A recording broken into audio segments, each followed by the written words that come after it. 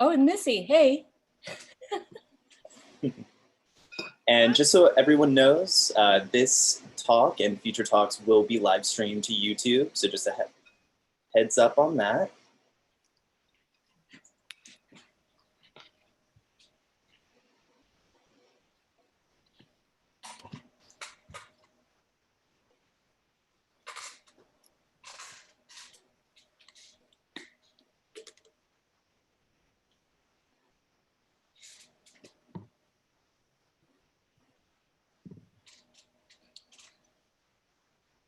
All right, I think we can get started. It's 12:36 and we've got a good number of people in the meeting.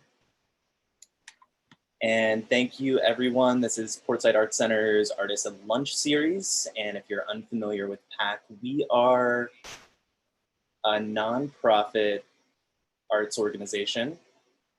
And I'm getting a terrible echo, so let me troubleshoot that really quick.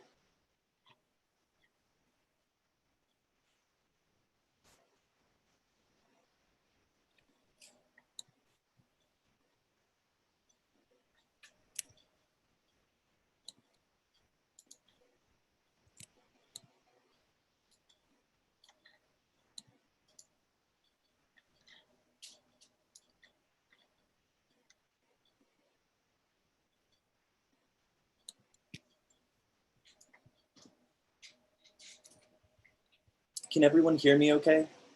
Thumbs up. Cool. So I'm talking and I guess you're hearing me, but then about a few seconds later, I'm getting all my audio back at me. So I apologize if things are a little staggered. I'm gonna hope that it clears up in a bit.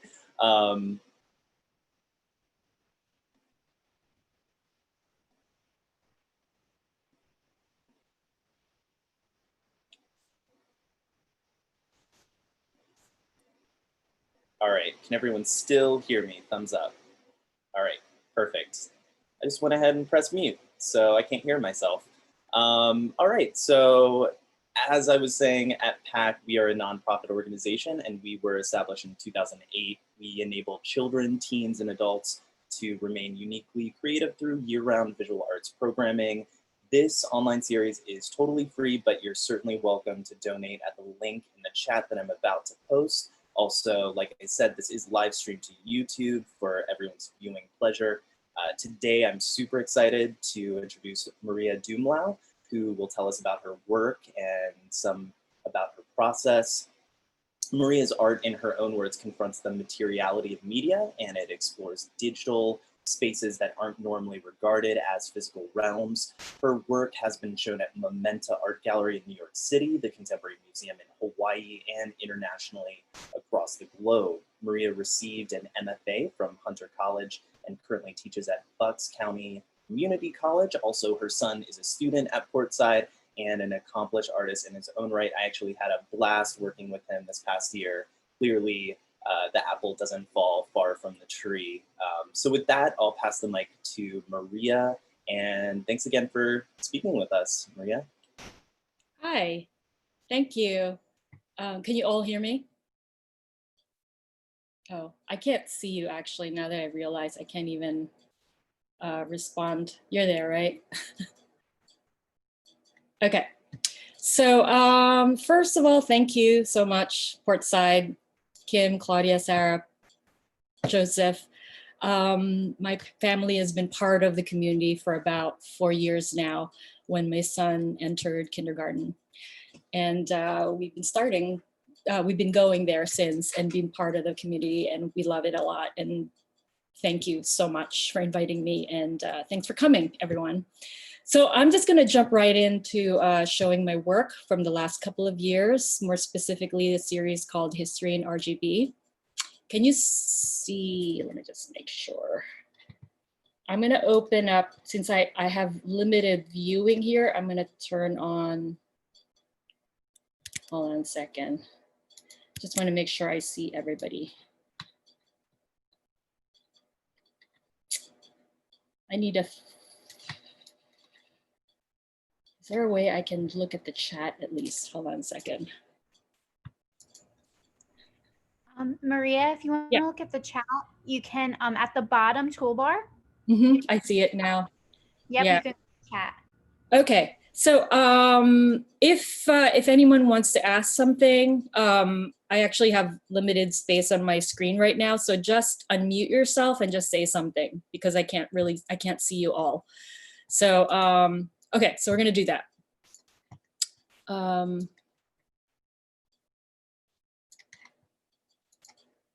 Okay, so let me show you the installation. So just to give you a context of how my prints are interacted with in the last couple of years, this is an installation view of history in RGB. So it's an immersive installation where the viewer can enter the space, become surrounded by domesticated tropical vegetation, and then they could also see through mosquito or fish nets, mosquito nets, fish nets with embroidery of nature, and then there's also the prints.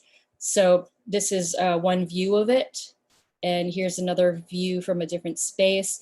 And you could see on the fish nets, this one has fish nets, there's some embroidery on there of different creatures. So if it's like a nautical theme, it would be a nautical creatures. And the one previously is mosquito net. So there's mostly land creatures. And also in this image, I'm not seeing anything.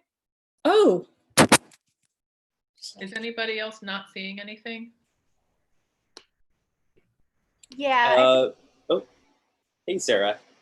Yeah, Maria, I see you, but it doesn't look like your screen is being shared. Oh, sorry. What's going on here? Hold on. Share.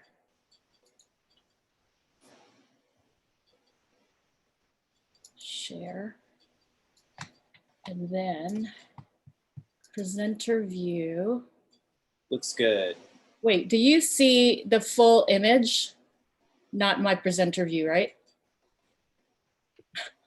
Yeah, I see right now, I see on the left, I see multicolored mesh hanging down, Oh, and then yes. there's a pole, and then on the right, there's a two-dimensional image on the wall. Great, thank you. And there's a gallery at the bottom, Maria. Huh? There's Yeah. a gallery at the bottom, like your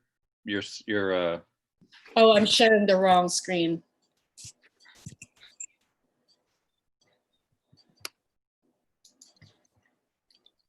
Share screen, desktop 2, share, presenter view. Okay. Yes. You can see that now. Okay, sorry. Thank you. So you see in the image on that, there's also filters in the bottom of the print. So those filters are actually, has gels in it. So red, green, and blue gels on it. So they're there for the viewer to interact with the image so they can actually pick it up and look through them. And it's up to the viewer to decide if this is all they want to see. If they don't want to touch anything, that's fine. Or they can interact with the image and they can engage with the image or the space for as long as they want, because there's a lot to discover within the installation. So here's another view of it, and you can see the embroidery. So you can kind of see some of the creatures that are on this mesh. And here's another installation view where you can see some of the prints and some of the details looking through the domesticated plants, tropical plants, and how one interacts with it. So these are examples of someone looking, two people looking through the filters. So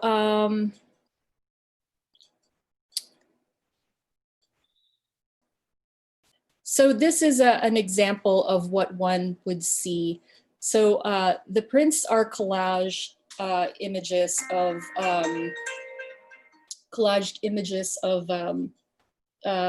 prehistoric, well, not prehistoric, some prehistoric creatures, some archival images, mostly done by Europeans or Americans, and also mythological creatures that I insert in there. But that will make more sense. So I just want to show you how the process works when someone looks at the filters. So this is the same image. I think I have to press play. Oh, there it is. Okay, so when one looks at an image looking through red filter, one becomes clearer while the other ones become more obscure. So that's with the red filter. And then holding the green filter, you see how much clearer the second one is. And then there's the blue one. So the green and blue are pretty similar, but one is clearer than the other. So that's the last one is blue. So when you look at them, if you switch back and forth, you would see that the one on the left has the natural light. So this is how you would look at it and interact with it. And then when you pick up the filter, there's a sense of discovery when you look through the different filters and the different lenses. So just to give you a background, I actually know most of you, so you already know where I'm from, but those of you who don't know me, so I came from a place where, as with, in a place where there's a history of colonization. I came from the Philippines. So as with places that are colonized, education and culture were based on the education system of the colonizer. So I studied my people's history based on books written by Americans. So in order to be educated and to pave the way for advancement, one has to adapt to signs, value systems, and languages of power from the colonizers. So the Philippines was under the rule of Spain for less than 400 years, about 400 years, and then the US for about 35 years, from 1898 till officially the 30s, but the US is still present in the Philippines. So this is just an illustration that just shows the different countries the US colonized. So pretty much my education was based on that, and that's how I understood my own past, my own history, including my value system, not just like literary or education wise, not just professionally, but also religiously. I was brought up religious, and so my values, moral values, is also based on the colonizers' education. So so the Philippines has been there's like a saying in the Philippines where 400 years under the Catholicism, and then 400 years in Catholicism, and then 40 years under Hollywood. So that's pretty much like how the culture that I grew up in was identified as those things more than the indigenous. But so fast forward, I moved with my family to the US. So we immigrated as immigrants do. And it became one of the things I did is I took art history, and it became one of the fascinating things about truth. I took up art history, and with art history, you learn, just like a lot of things, you learn that there's different influences by who's funding the church, right? So the church, for example, or more specifically like Hagia Sophia, for example, like an architecture that was run by different religions, and it changed its name. It became, Constantinople. Depends on who's in power, and it becomes the truth and the narrative. So I've always been fascinated with the notion of truth as an unfixed entity. So so for truth to be part of a dialogue in looking at and understanding images, whether you believe it or there's some kind of truth, or you can ask the truth is being represented, it made me realize that it depends on who's in power, and that dictates what the present truth is. So so part of that, so part of that notion, I also had been thinking about the narratives that I grew up learning. So when Lee was 5 years old, he became obsessed with monsters rooted in old Hollywood movies like Dracula, Frankenstein, the Mummy. And they were familiar to me because Hollywood's global reach was successful in the Philippines. But when he asked me about the really haunting stories, what I recalled as truly scary were creatures, ghosts, and ghost stories and folk tales that I grew up hearing in the Philippines.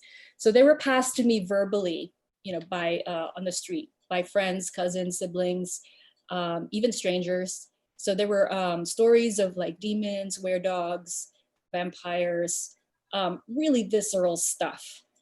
So they may or may not be like better stories than the Hollywood stories, but there were old stories that were passed down orally and told in my native tongue. And most of them were based on indigenous oral traditions of storytelling and native gods.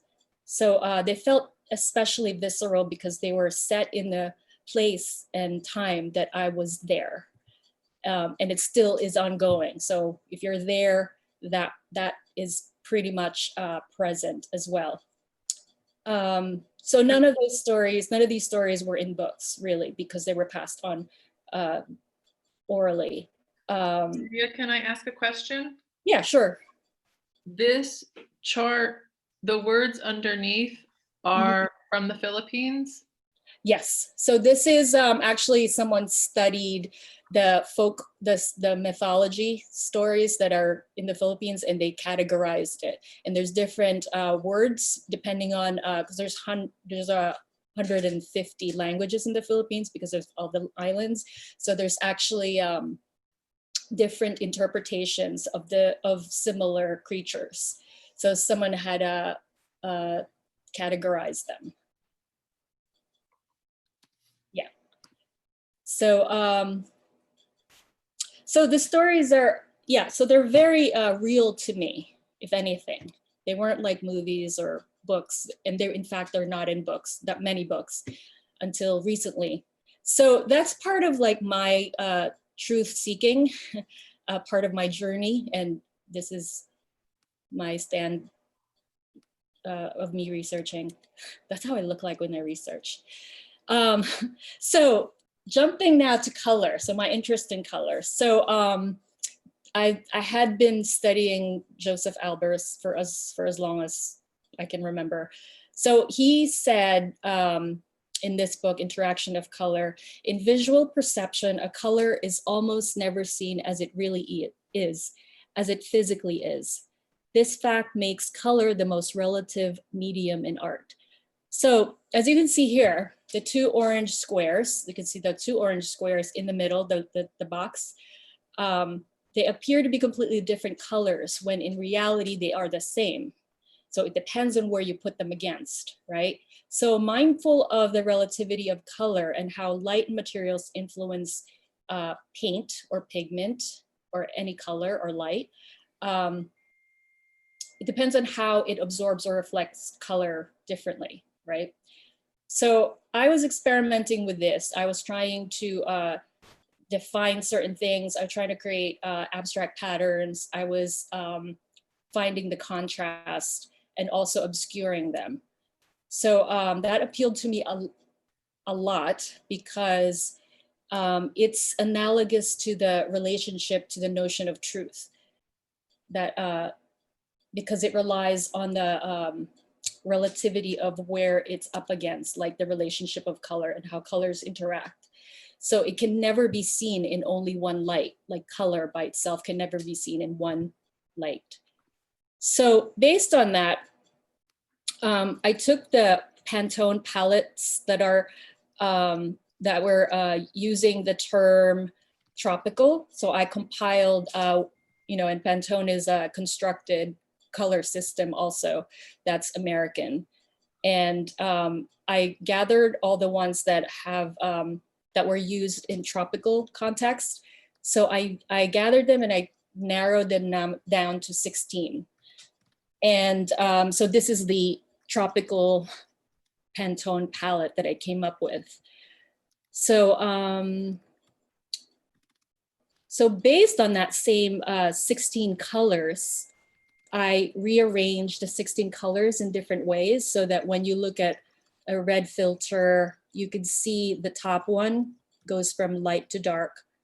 And then the same thing with green and blue. So, and then I used red, green, and blue instead of other filters. So this one is not even looking right. And also colors are subjective. So, so RGB is the language of digital also. So all our devices are based on red, green, blue color language, right?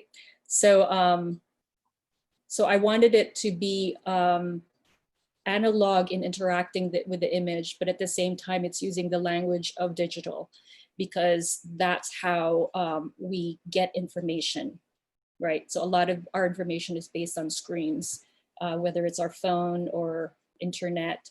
And that's just a part of how we, our experience in understanding history or anything, any stories or news, or even reaching out to people is mediated by this screen. And here's another illustration of it against grayscale.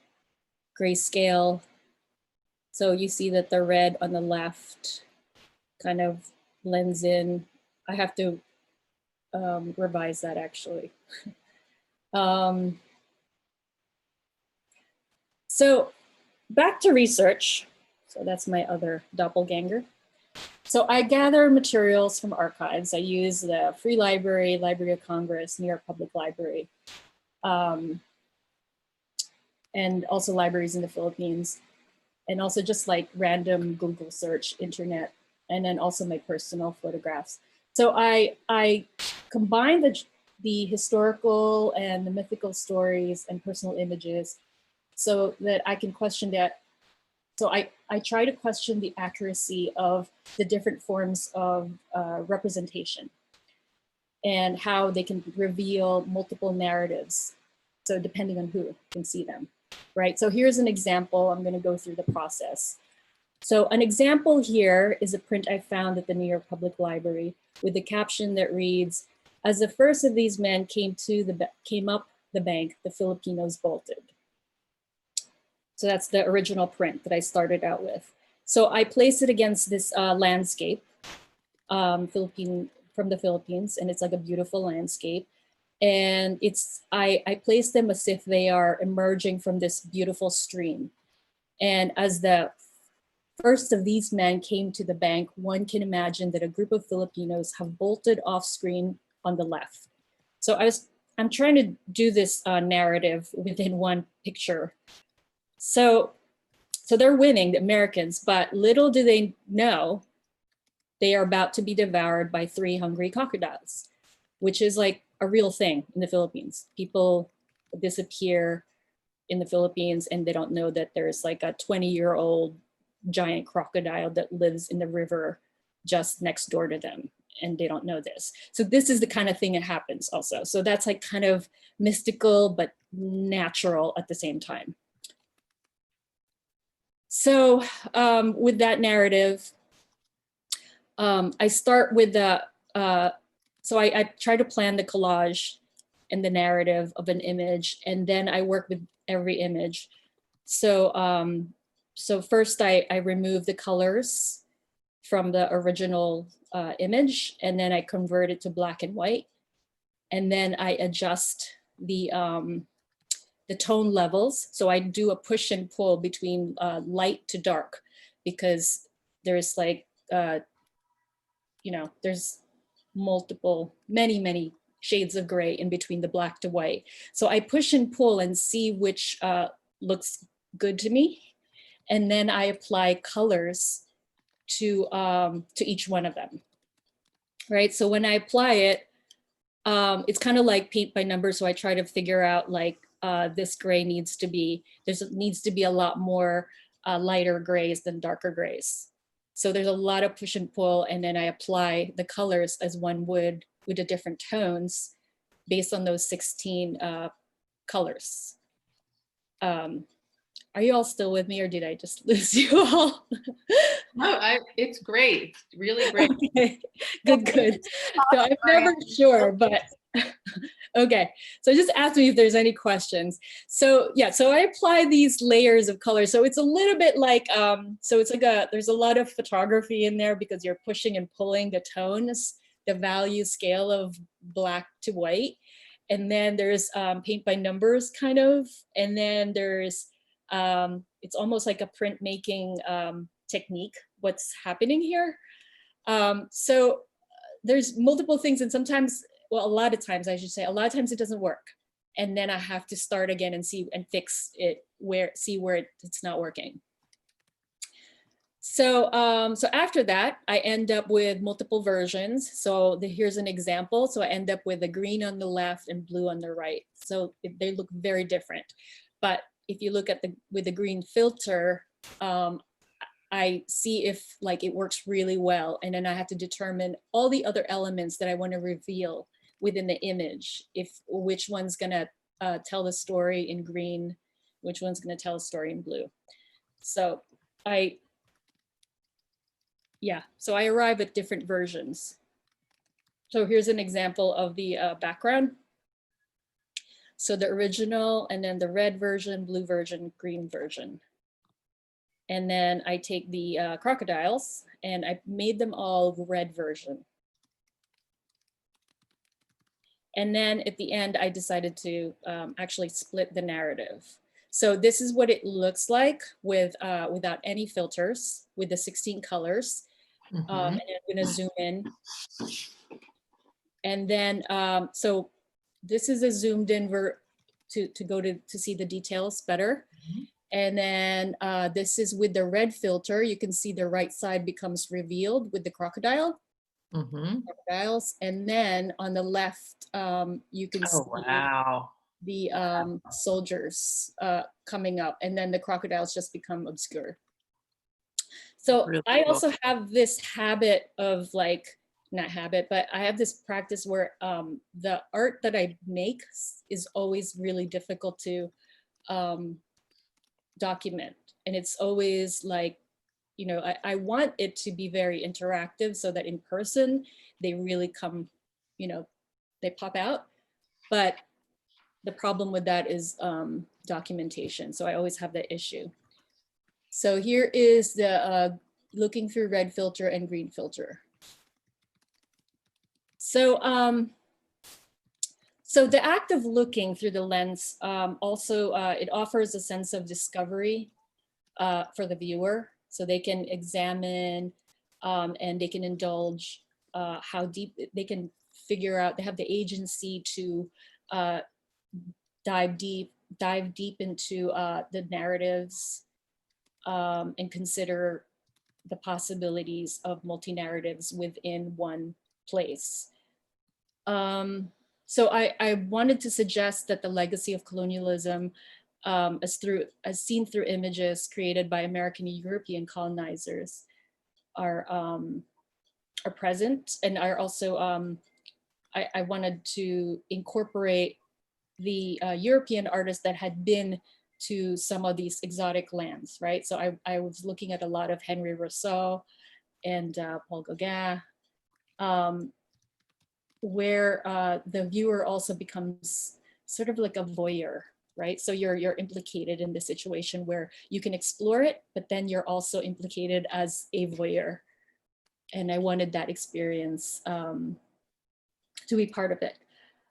So here's an example of, like, this is a photo that someone took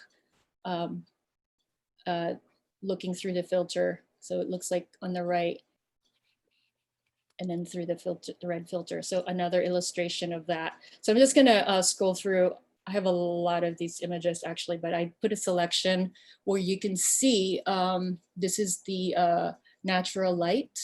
And then if you look through green filter and red filter, the same image. So this is Magellan getting killed by Lapu-Lapu. And then this one actually has multiple things in it. So this is how it looks like in natural light. And when you look through the green filter, you see the teachers, American teachers mostly. And then this is with the red filter. And also you could see there's a volcano erupting in the back that you didn't see here, but it's here. And there's also a tree god on the right.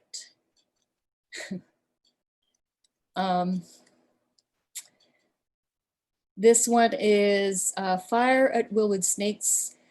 So this is with natural light. This is with the green. And this is with the red.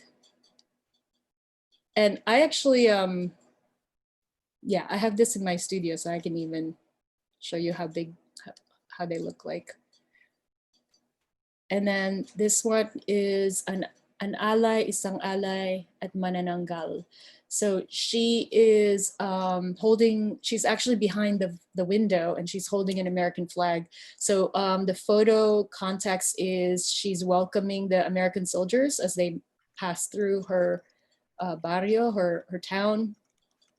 So she's an ally, so she's supporting the American troops and she's a good citizen. But at night, there's a lot of bats there. So she actually becomes this vampire-like mythological creature. So she grows wings and half of her body separates from her torso separates from her legs. And then she leaves her legs with the banana trees. That's why the banana trees are there. So she leaves her legs with the banana trees and then she flies around with half body. And then this one, the image in the middle looks familiar because I showed that in the beginning. So this one is a wild boar attacked by a boa constrictor. And with the green, you see the forest and how big the forest is. And then with the red, you see these figures. So this is actually one of the prints that I really fell in love with this with the prints, and I wanted to use them because like this image is just so like says a lot to me. How like there's these two American or Western, actually I don't even know if they are Western looking, so I think they are American, and they look like hunters or soldiers, whatever they are hunting something or someone, and then they come across this giant snake that's about to devour this giant boar. And so there's something about that it's just like, I don't know who's more scared. And then on top of that, they are all engulfed by this forest, which is like so much it's even bigger than them. So I was really attracted in the layers of who's in power here, right? So this one is Pacific, 1993. So this one is an event that was happening, or multiple events that happened in the Pacific Ocean. They're not necessarily all in the Philippines. This was specifically 1993. So I made this for Asian Arts Initiative during their anniversary. So they were celebrating their 25th anniversary. So I figured what happened in 93 that makes them essential. What was the beginning that Asian Arts Initiative started? What was going on in the world that we are still related to right now? Why is it necessary? So I incorporated a lot of events that was happening, including the eruption of a volcano in the Philippines that closed down an American base. That's why there's a US Navy fleet that's leaving.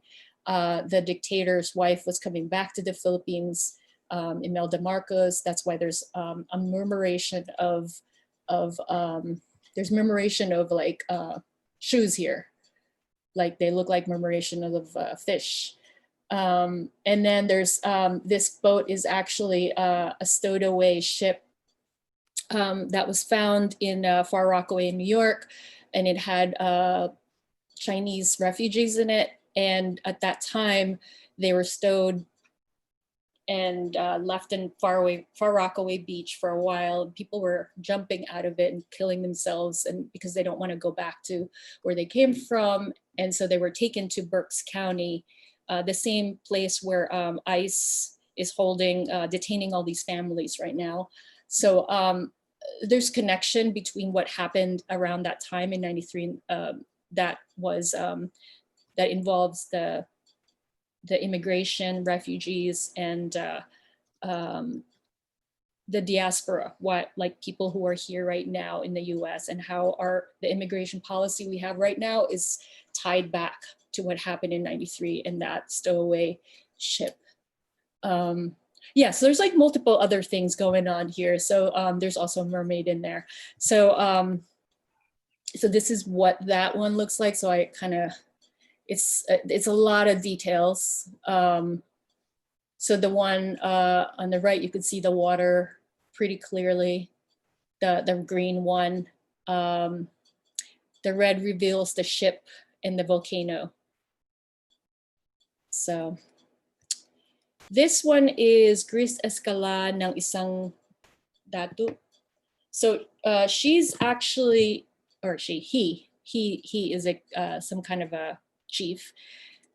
This image was actually shot in the US because there was a World's Fair that happened in St. Louis, Missouri. And they brought different indigenous Filipinos, different from different islands, and they photographed them. And so they were showing them in the World's Fair. It's really messed up. But this is this image shown in green, blue, and red. Any questions? Because I'm just like, I have a lot of these and I could keep going on, but if you want to just ask away, you can. Maria, when you add the color, you had like the sequencing of each color on top of the soldiers. Yep. You do that, that's done digitally. Yes. But is the effect like you're having to kind of quote unquote paint over every little spot that you want every little different color? Yeah. So I pretty much figure out the variety of grays that there are. So I assign all the 16 colors. I assign them to a range of grays, different ranges of gray. Okay. Yeah. So like so here, for example, like this green, you can see this, right? So the green one here, like this is light to dark here. You see that? Yep. So I use the colors, like the different colors, and I assign like this is gonna be really, really bright or light in green. Okay. And then red is gonna be the darkest in the green scale, right? So then it's opposite when you go to red, so this is all the same image, right? So with the red translates in the red filter as light. You see that? So here it translates as a light. Yeah, so it's a different value system of colors. So you have to keep rearranging the different 16 colors to translate and clearly in red. So it makes a lot of sense. So for each piece, yeah, do you keep the same gray value connected to the same Pantone color, or does it change with each piece? It depends. Yes, sometimes it changes a lot. Actually, I had to do a lot of revision. And the thing about colors is that it's also subjective. Colors is subjective. Not only is it changes, depends on which color it's interacting with, but it also changes with the day, right? So not just with the light, like if it's like afternoon or morning, or if it's like fluorescent or tungsten light, but like even myself, like I would look at the same image the next day and realize this is so off, you know, this is like, I'm not perceived, this is not working for me. And then I save that and I do another version. And the next day I look at it again. And then I go back to the original again and say, oh yeah, it completely makes sense. So I just have to go with what makes sense the most, like on any given day. But yeah, so like the way we experience color changes also. So there's like when I showed the scale earlier, the video, I was like, oh, that's wrong. That's because I see where I need to rearrange it, right? So it just depends on yeah, color is hard, but color is also fun. Does that make sense? Like how It does, yeah, thank you. Yeah, sure. Maria, Yeah. hi, this is Amy. Hi. I had a question. This is coming from someone who is not an artist, so that some of these questions could be, you know. So when people create 3D images, for example, I don't know. I mean, I'm curious how you got into the wanting something to pop, like, you know what I mean? Like, did watching 3D movies have any impact on that at all, or to kind of, or am I totally off base? Because No. I think those are all. It is part of the how that 3D came about is also part of some kind of. It's also manipulating our perception, right? So it's Right. playing with the, you know, how, what is it, parallax view? Right. How your left is seeing something different on the left and something different on the right. So it's just a rearrangement of those same colors so that the red will hit, right. Like the way you're gonna see it on the right, the red has to be here. You know what I mean? Like, and then you shift it differently so that it speaks directly into the right eye versus the left eye. It's a different process, but I think like theoretically, maybe it's similar in that it is playing with our perception. Like even this image alone, like, do you see how the red is popping out? Like, and then the blue recedes back. Do you see it? It also reminds me of when you have like infrared or you're sensing heat, different, I'm just bringing that up as like what I see, like, what does this remind me of? Yeah, no, certainly. I think there's a lot of, it probably is the same science, it's like, but it's working specifically on the parallax, like the science of parallax. Right, okay. Yeah. I have another question from a book lover as a librarian to tie this into literature. So I kind of view this as almost a way of seeing an unreliable narrator in a book where you, do you trust what you're seeing? Do you trust who created it, why it was created, what they want you to see? So I just tie that into when I'm thinking unreliable narrator has been a really popular way to write in the last couple of years. And so this kind of reminded me of that, of like, not tricking, but just letting you know, can I trust even the person who is writing this as that this story is correct? Like that, that the writer it's their viewpoint. So anyway, I just wanted to bring that up because I thought of that. Yeah, certainly. That's like definitely something that I want the viewer to experience and actually be conscious of.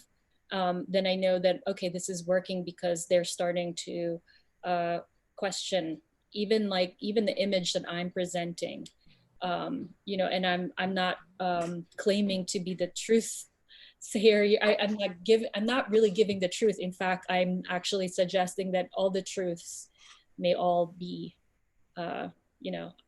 constructed anyway. Correct. So so I think that that's part of the experience I want the viewer to have, that even, you know, even like, that's why I also show this analog. So I wanted this, initially when I was playing with this, I was projecting light to the print and video, but I didn't want it to be about, I didn't want it to be like, oh, that's a magic trick. And I didn't want it to be that. I want it to be very much analog, where you see the print, there's not even a glass in front of the print.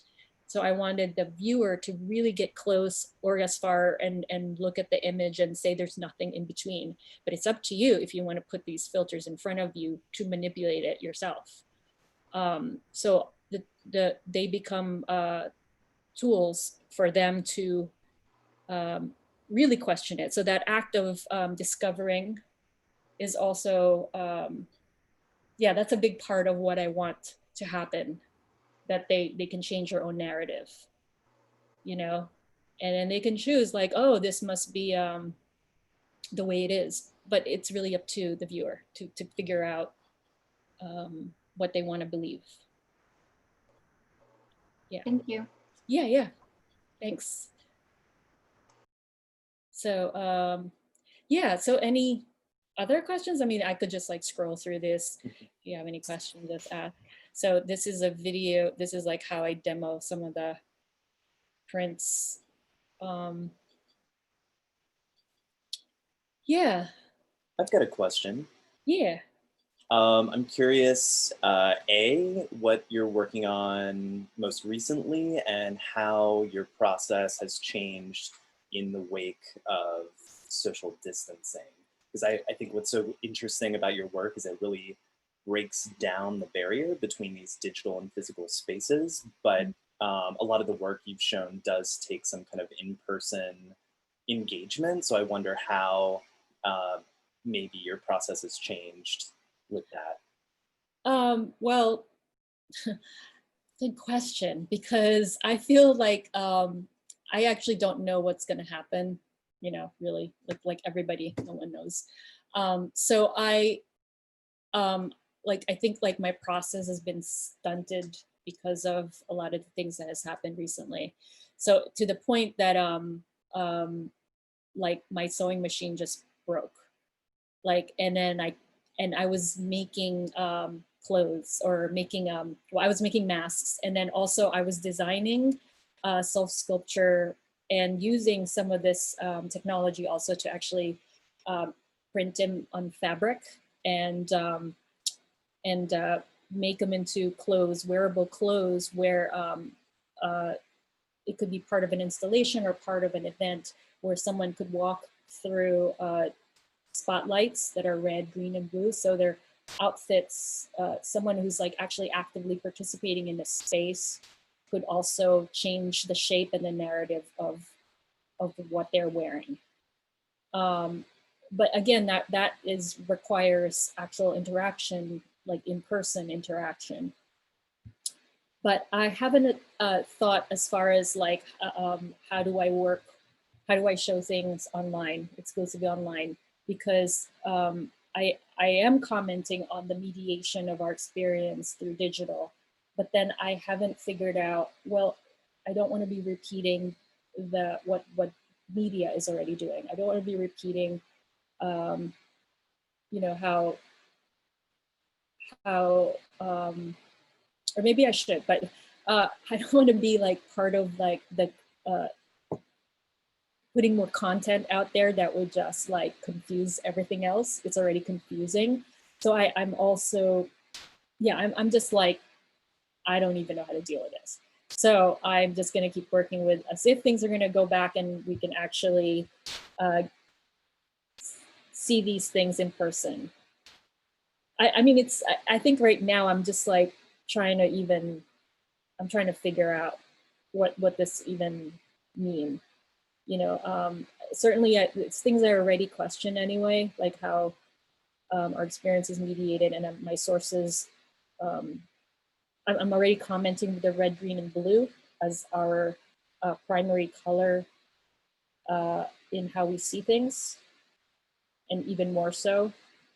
So everything we see every day is dictated by the red, green, and blue signals. Yeah, I don't know if I'm answering your question, but I just like, yeah, it's like I'm concerned with the different narratives anyway. And I think time will tell how we're going to sort it out later. I mean, certainly we have the fake news and yeah, I don't want to get started with that. But anyway, so. But Maria, don't you think this is, it's just another way to explain that even the media that we receive is through different lenses? I mean, yeah, one of the things as a librarian I do is I try to make sure people know, research it, don't just accept it as it is, that these are the things that you do. I think this is a really good way to open that conversation, if that makes sense. For it might not be for everyone, but I think maybe even for children, I think seeing color and understanding how this looks different is maybe a good way to even teach oh yeah, this type of just realizing that this has been produced by someone for something, and what does that mean, and what to really be more critical thinkers. yeah.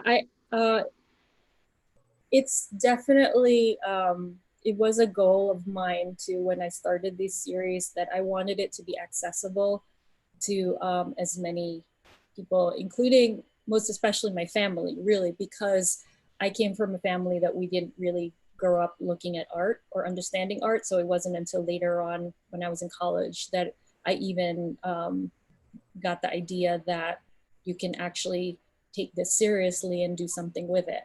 And the power of the image is like so much to me.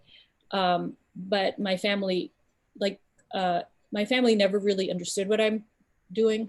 So I wanted to be accessible to someone who's not familiar with art. Also children, I want children to find something out of it. Like, it becomes a fun experiment. Like it's kind of like a finding, did you find the dog? Did you find the bat? And it becomes this game, and it's really, and it's interactive. So I wanted that to be a big part of it. And also, at the same time, I want my family to come and like, oh yeah, there's that story. So they identify these stories that they actually haven't seen illustrated before, like the, those mythologies that you don't really find good written literature about them, or you don't find any image representation of them anywhere, but it's present in their lives. So I wanted that connection. At the same time, there's like the material itself has a responsibility of conveying something. Like for me, the color here becomes the metaphor for relativity of things, where it depends on what you're looking at, where you're looking through, and where do you put that against, right? Like and where you can like agree, like a certain color is light, but in another color, in another lens, in another narrative, it's actually really dark, right? So there's this so there is like a color theory, art history component, but my family don't have to necessarily have to know that to get the point, to get something out of this. Yeah, so I was conscious of the making this accessible in somewhat, and also like the colors I use, it's like really there's also I was referring a lot to chromophobia. There's a book, what's his name? David Batchelor. And so he talks about how the garish color is like there's a hierarchy of, high art being minimalists, and being clean, only using if, you don't want to be garish. And I was intentionally fighting against it, or I guess I was questioning that too. It's like, okay, well, if that's the case, I'm going to use all these tropical Pantone palette, and it's going to be really busy, So it is the, I am also addressing the hierarchy and the questions in art history of what is high art versus low art. Yeah, so there's like different levels that I think can be used to teach different things with this series, I think. Maria, how long does it take you to make a piece? It takes me a while. I mean, I don't know if Chris is still there, but Chris will tell you how long I disappear. But I work on things like simultaneously. So there are times that I would work on an image like for a week, and I would scrap it, and I was just like, it's not working, so I just give up. But then there are some that I start and then I pick up later. But if I were to just sit and let's say it works, if I'm working on one particular image and it works, I would say like, if I work like a full day, it would take me like 3 to 5 days per image, I'd say. But it's hard to tell. Some of them, like, they work really well, like immediately. And then some of them just like, it's like days go by and it's like, what did I just do? Thank you. Yeah. So, oh, okay. So I have this image so I have a lot of these, so I'm just gonna scroll through them. So this one, notice how the color, so these are the tropical Pantone palette, right? So that's the end of that. So I actually did another series that was for New Zealand. So I actually changed the arrangement of colors. So I did I took colors that were used in the art in New Zealand, art and graphic design, their historical library, their images. So I based my colors specifically for New Zealand. So I did this work as part of the celebration they were having in, it was the 250th anniversary of Captain Cook arriving at New Zealand. So I was part of this exhibition with the Maoris, Samoans, reinterpreting that celebration.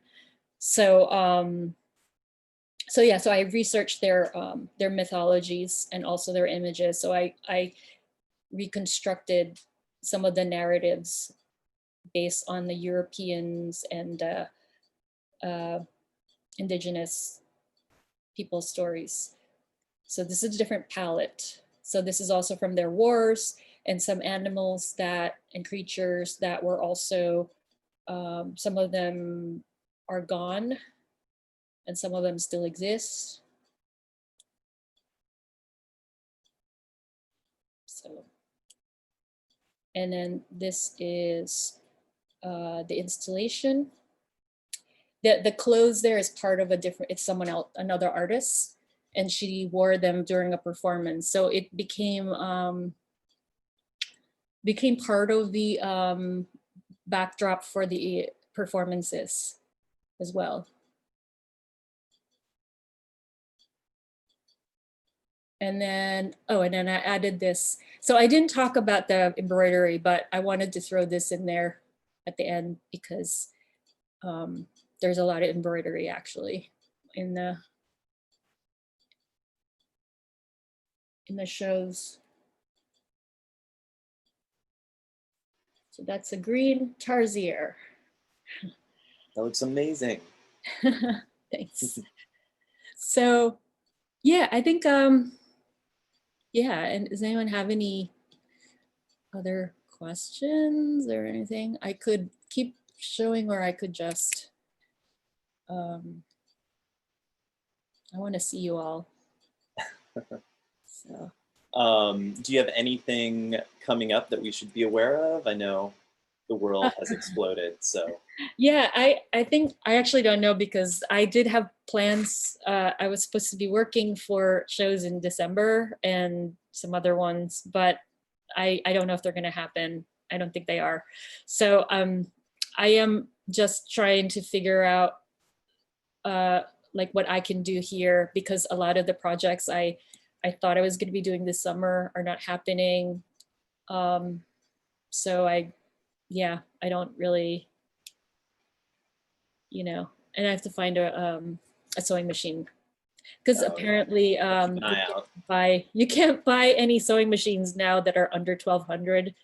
Hmm. So and then my thing is under repair, and it will take 6 weeks. So anyway, yeah, so it's like you know, there's like amongst many other things, I'm just like trying to figure out, you know, I think like, if anything, I'm just opening the doors for playing.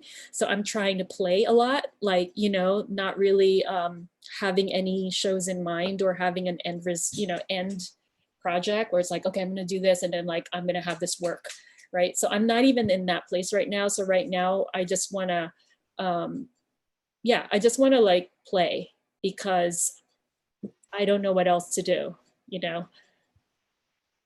Yeah, I think that's so important to the process anyway, to Mhm. actually enjoy the process and not always, you know, be hampered down by the labor, hopefully, all the time.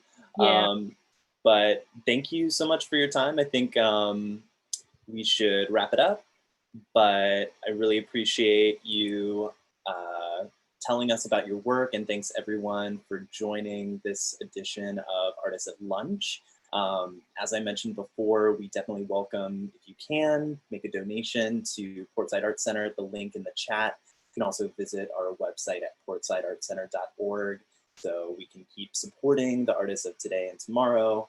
I hope everyone has a great week, and we'll see you every other Wednesday at 12:30. So it's an ongoing series. So our next Artists at Lunch will be on September 5th. And that's it. Thank you, everyone. Thanks, Portside. Thanks, Maria. Your work is so beautiful. Thank you so much for sharing it with us. Oh, thanks. My pleasure. Thank you. Awesome. Bye, guys. See you later. Bye.